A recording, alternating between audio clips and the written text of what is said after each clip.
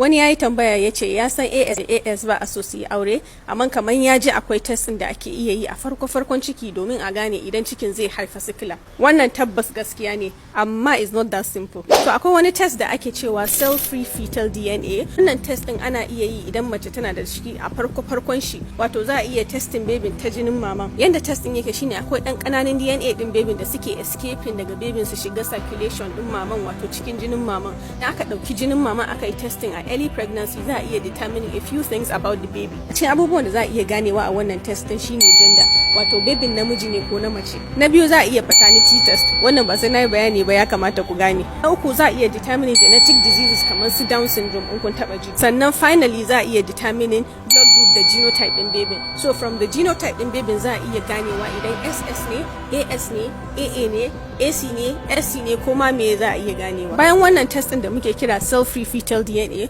wato akwai wasu test kuma idan pregnancy din yayi nisa kamar su amniocentesis da kuma chorionic villus sampling, wanda za a iya gane abubuwan nan daga wajen sa, amma su wannan ba a yi sai pregnancy din ya dan dade. So basically matsalar shine ko ka san babin SS ne me zaka yi. Abortion is neither legal in Nigeria nor is it halal, so you can't abort the baby. In places like the United States, su wannan dan aka duba aka ga babin has SS, za a iya aborting so that the parents can try again for a new baby. But ko su ma yanzu America an hana sa abortion as of 2022 da yanzu. The only time abortion is actually legal shine idan pregnancy din zai iya hamin maman, zai iya jawo mata matsala. So basically ko an san genotype din babin whether sickle ne or not kafin a haife shi, ba taimakawa zai yi ba. So to avoid having sickle cell babies kawai, don't even try ne if you are AS and then your partner is AS, or your SS and you marry somebody that's AS. Kar ma aje wajen. Allah ya sa mu dace.